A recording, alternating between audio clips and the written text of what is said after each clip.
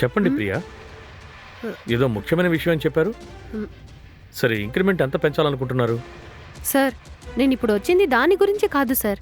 భవానీకి మీరు ఇవ్వబోయే ప్రాపర్టీ గురించి మాట్లాడడానికి వచ్చాను సార్. భవానీకి ఇవ్వాల్సిన డాక్యుమెంట్స్ అన్నీ రెడీగానే ఉన్నాయి కదా? అవన్నీ రెడీగానే ఉన్నాయి సార్. కానీ ఇవన్నీ ఇవ్వాలా ఇవ్వకూడదా అని మీరే నిర్ణయించుకోండి. ఏంటి అలా మాట్లాడుతున్నారు? ఈ ఆస్తి మొత్తం తనకే చెందాలి కదా. నా తమ్ముడి భార్యగా ఈ ఆస్తంతా తనకే కదా చెందాలి. అది కాదు సార్. ఇక్కడ నేను చెప్పింది విని మీరేమనుకుంటారో తెలీదు. అదేంటో నాకు వివరంగా చెప్తేనే కదా అర్థమవుతుంది. మీరేం చెప్పదలుచుకున్నారో క్లియర్గా చెప్పండి. లేదు సార్, అదేంటంటే... ఇలా చూడండి ప్రియా, మీరు చెప్పదలుచుకునేదేదో ఓపెన్గా చెప్పండి. సార్, నాకు ఈ భవానీ రామ్ మీదే సార్ సందేహంగా ఉంది. వాట్? వాళ్ళిద్దరి మీద మీకేంటి సందేహం? సార్, చంద్రశేఖర్ సార్ మనం అనుకున్నట్టు సహజంగా మరణించుండారు సార్. ఆయన్ని హత్య చేస్తుంటారో అని నాకు అనిపిస్తుంది సార్. ఏంటి హత్య? మీరు ఏమంటున్నారు? వాడిని హత్య చేసే అవసరం ఏముంది? సార్, జరుగుతున్నవన్నీ చూస్తే భవానీ ఇంకా రాము కలిసి చంద్రశేఖర్ సార్ని హత్య చేసి ఈ కంపెనీ ప్రాపర్టీ ఇవన్నీ అపహరించాలని ప్లాన్ చేస్తున్నట్టు ఉంది sir. Priya, are you serious? నా తమ్ముడు సహజంగానే చనిపోయినట్టుగా డాక్టర్స్ క్లియర్గా చెప్పారు కదా, నేను ఎలా నమ్మాలి? సార్, ఆ ఒక్క విషయమే సార్ నాకు అర్థం కాలేదు. ఏంటి ప్రియా ఇలా మాట్లాడుతున్నారు? మీకు ఆవిడకి ఏమైనా ప్రాబ్లమా? సార్, అలాంటిదేం లేదు సార్. నాకు తెలిసి వాళ్ళిద్దరూ లవ్వర్స్. లవ్వర్సా? మీరు ఏం మాట్లాడుతున్నారు? నిజం సార్. ఆ రామ్ తోటి ఈ భవానీ మాటిమాటికి బయటికి వెళ్లడం నేను చూశాను సార్. వాళ్ళిద్దరూ పరిచయస్తులు అనుకుని అంతగా పట్టించుకోలేదు సార్. ఆ తర్వాతే చంద్రశేఖర్ సారు భవానీ పెళ్లి చేసుకోబోతున్న విషయం అందరికీ తెలిసింది. పెళ్లి కూడా చాలా తొందరగా అయిపోయింది సార్. కానీ పెళ్ళైన రోజు రాత్రే సార్ చనిపోయారు. అందువల్లే సార్ నాలో డౌట్ మొదలైంది. సరే, సందేహం కలిగిందంటున్నారు, ఓకే. వాళ్లే చేసుంటారని కన్ఫర్మ్డ్గా ఎలా చెప్పగలుగుతున్నారు? లేదు సార్, ఖచ్చితంగా వాళ్లే చేసుంటారని నేను అనట్లేదు సార్. కానీ... ఏంటి కానీ? చెప్పండి. సార్ చనిపోయిన తర్వాత భవానీని కలవడానికి ఇక్కడొచ్చాను. అప్పుడు జరిగింది చూసి నేను షాక్ అయిపోయాను. అప్పుడు వాళ్ళిద్దరు కౌగలించుకుని చాలా క్లోజ్ గా ఉన్నారు. ఆ తర్వాత వాళ్ళిద్దరిని ఫాలో చేసేసారు, లవ్వర్స్ అని కన్ఫర్మ్ చేశాను. ఏంటి, కౌగలించుకున్నారా? మీరు చెప్పేదాన్ని బట్టి చూస్తుంటే... సార్, నేను చెప్పేది మీరు నిజం అనుకున్నా గానీ అబద్ధం అనుకున్నా గానీ నాకెలాంటి ప్రాబ్లము లేదు. ఇన్ని చెప్పి కూడా మీ తమ్ముడు ప్రాపర్టీస్ అన్నీ భవానీకి చెందాలని అనుకుంటే ఆ తర్వాత మీ ఇష్టం సార్. కానీ చంద్రశేఖర్ సార్ చాలా మంచివారు సార్. సరే, ఓకే ప్రియా, మిగతాది నేను చూసుకుంటాను, మీరు వెళ్ళండి. థ్యాంక్స్.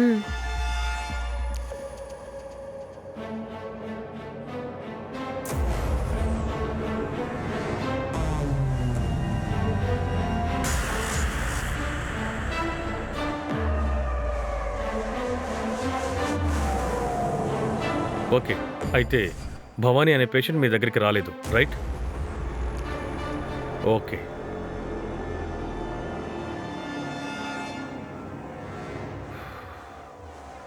ఒకవేళ ప్రియా చెప్పిందే నిజమై ఉంటుందేమో.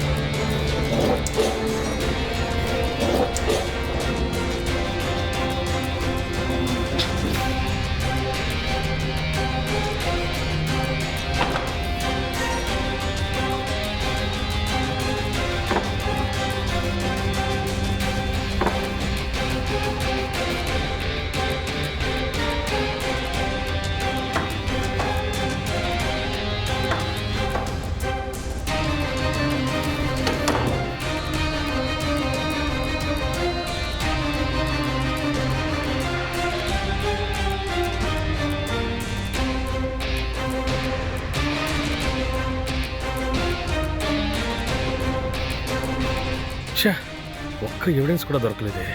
ఓ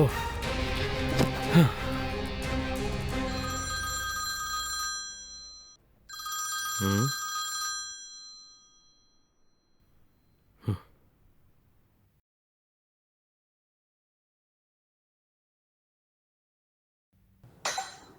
హ్మ్.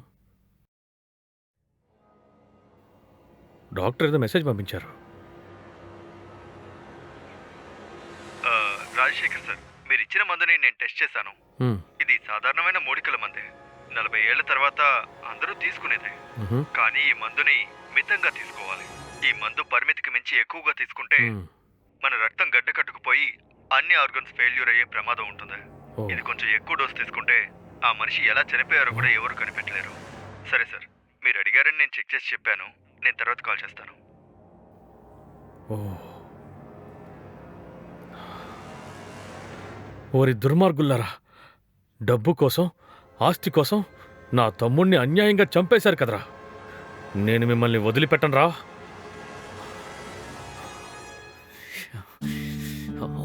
ఇప్పుడు ఏం చేయాలి?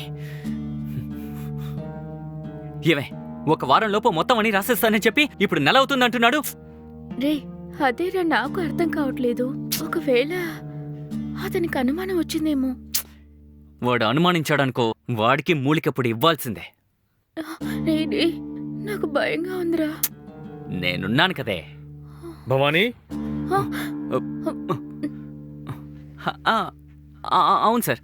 Okay sir, okay sir. నేను చూసుకుంటాను సార్. తర్వాత ఇద్దరు ఇక్కడే ఉన్నారా? సరే సరే, నేను ఇప్పుడే అడ్వకేట్తో మాట్లాడాను. మీ ఫార్మాలిటీస్ అన్ని పూర్తయ్యాయంట. నాకు కూడా సింగపూర్లో ఒక మీటింగ్ ఉంది, నేను అటెండ్ అవ్వాలి. ఇది త్వరగా ముగించేసి నేను బయలుదేరుతాను. అలాగే సార్. సరే, ఒక చిన్న పని ఉంది, ఓకే సార్. వస్తాను.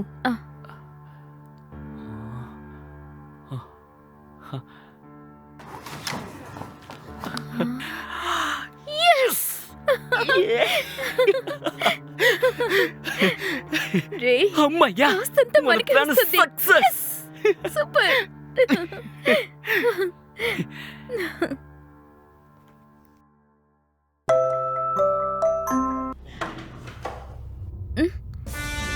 సార్, మీరు?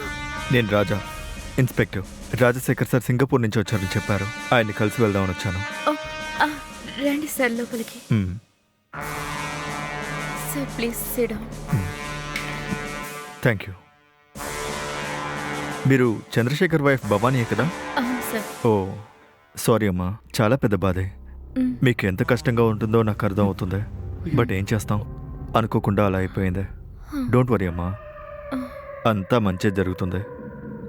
ఇంతకీ ఈయనెవరు? ఇతను ఇక్కడ పని చేస్తున్నాడు సార్. నమస్తే సార్. సరే, ఇంట్లో మీరు ఒంటరిగా ఉంటున్నారు, పనికి ఎవరైనా లేడీని పెట్టుకోవచ్చుగా? లేదు సార్, ఇతను నా బంధువే. అవును సార్. ఓహో, ఓకే ఓకే. చంద్రశేఖర్ వదిలి వెళ్ళిన అన్నిటినీ మీరే చూసుకోవాలి. All the best. సరే, రాజశేఖర్ సార్ ఎక్కడున్నారు?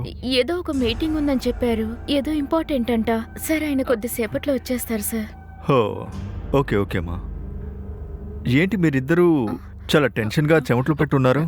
ఏంటి, ఏమైంది? అబ్బే, ఏం లేదు సార్. అలాంటిదేం లేదు సార్. సార్, అదేంటంటే సార్, ఆ? మీరు నా తమ్ముడి హత్య గురించి విచారించడానికి వచ్చారేమో అనుకున్నారు. నేను వస్తున్నా సార్.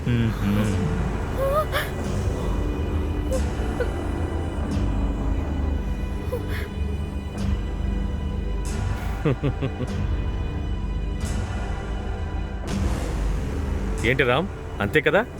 అలా అనుకునే కదా భయపడ్డారు. అరే, అలా ఏం కాదు సార్. ఏంటి భవానీ, మీరు కూడా భయపడ్డారా? లేదు సార్, నేనెందుకు సార్ భయపడాలి?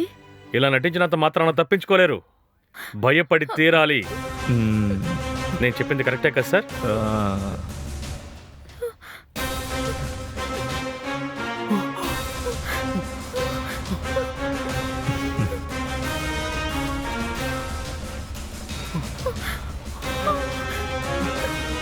ఎంత ధైర్యం ఉంటే ఇలాంటి పని చేసుంటారు. ఒకళ్ళని చంపేసి అది సహజ మరణం అన్నట్టుగా డ్రామా చేసి ఆయన ఆస్తుల్ని దొంగిలించి సంతోషంగా ఉన్నారు కదా. మీరు చేసిన దానికి చట్ట ప్రకారం ఏ శిక్ష పడుతుందో తెలుసా? అన్ని సెక్షన్లో మీ మీద ఎఫ్ఐఆర్ ఫైల్ చేస్తా. లోపలేస్తే ఏమవుతుందో తెలుసు కదా.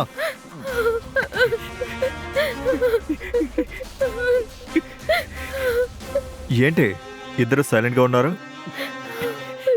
ఓ, ఏం చెప్పాలో తెలియట్లేదా? లేక ఎలా తప్పించుకోవాలో ఆలోచిస్తున్నారా? ఏంటి భవానీ, రామ్, మీ మొహాలేంటి అలా మారిపోయాయి? పోలీసు, మందు బాటిలు ఇదంతా చూశాక మీకు మాటలు రావడం లేదా? లేదు సార్, లేదు. మీరిద్దరూ కలిసి ఎంత దారుణం చేశారు, ఎలా ప్లాన్ చేశారు, ఏమిచ్చి నా తమ్ముడిని చంపేశారు, అన్ని ఆధారాలు నా దగ్గర ఉన్నాయి. వాటి ఆధారంగానే నేను కంప్లైంట్ ఇచ్చాను. Yes, this case is very sensitive. పక్కగా ప్లాన్ చేసి ఒక పెద్ద వ్యాపారవేత్తని ముగ్గులోకి దింపి పెళ్లి ఆశ కలిగించి నేచర్ పాయిజన్ ఇచ్చి అతన్ని హత్య చేశారు. అది సహజ మరణం అని అందరినీ నమ్మించి ఆయన ఆస్తుల్ని అపహరించి సంతోషంగా ఉందాం అనుకున్నారు. ఇందులో మాస్టర్ మైండ్ గా ఉన్న రాముకి ఈ ప్లాన్ ని అమలు చేసిన భవానీ నీకు కోర్టులో మరణశిక్ష పడుతుంది. అదృష్టవశాత్తు ప్రియా గనుక మీ గురించి చెప్పకపోయింటే ఇప్పటి వరకు మూర్ఖుళ్ళ మిమ్మల్ని నమ్ముండేవాడిని.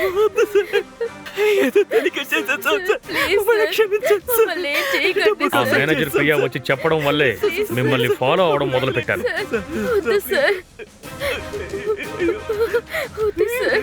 మీరు ఇంట్లో సరసాలు ఆడుకోవడం, కౌగులించుకోవడం అన్నీ నాకు బాగా తెలుసు. అలాగే మీకు ఇంకో విషయం తెలుసా? ఆ రోజు మీరు హాస్పిటల్కి వెళ్ళలేదు. మీరు ఎక్కడికి వెళ్ళారో నేను చెప్పనా? ఏంటి అలా చూస్తున్నారు? మీరిద్దరూ నన్ను మోసం చేసి అప్పుడప్పుడు బయటికి వెళ్తున్నారు కదా. ఆ గ్యాప్లోనే ఆ మందు బాటిల్ని నేను కనిపెట్టాను. ఛే,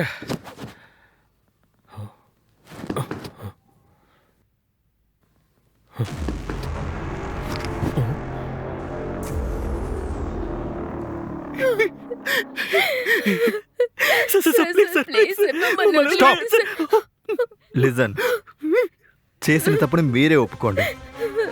లేదో చంద్రశేఖర్ని ప్రపంచానికి తెలియకుండా ఎలా చంపేశారో అలాగే మీకు జరుగుతుంది. తప్పు ఒప్పుకున్నారంటే అట్లీస్ట్ ప్రాణాలతో అయినా ఉండొచ్చు.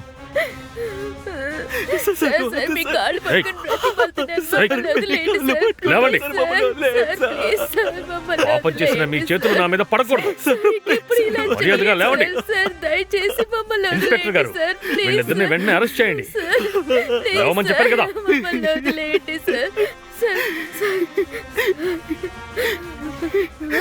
మర్యాదగా మీరిద్దరూ నాతో పాటు రండి. లేదో మీ సవాలు కూడా ఎవరికి దొరకవు. ఇంకోటి చెప్తాను వినండి. నా తమ్ముడు పెళ్లి చేసుకుని సంతోషంగానే ఉండేవాడు. వాడి దురదృష్టం, వాడి భార్య చనిపోయింది. తర్వాత కూడా తన జ్ఞాపకాలతోనే జీవించేవాడు. వాడు తలుచుకుంటే వాడు ఎన్నో తప్పులు చేసుండొచ్చు, కానీ వాడు ఏ తప్పు చేయకుండా న్యాయంగానే బతికేవాడు. అలాంటి వాడిని మోసం చేయడానికి మీకు మనసెలా వచ్చింది? నేను మిమ్మల్ని క్షమించానే అనుకోండి, నా తమ్ముడు తిరిగి వస్తాడా? మీరు చంపింది వాణ్ణి కాదు, వాడి నమ్మకాన్ని. ఇంతవరకు వాడు ఎవరి దగ్గర మోసపోలేదు. అలాంటి వాడిని నమ్మించి మోసం చేసినందుకు మీకు శిక్ష పడి తీరాలి. సార్, మీరు వీళ్ళిద్దరిని అరెస్ట్ చేయండి. పదండి, నోరు మెదపకుండారండి. ఏడవకుండారండి.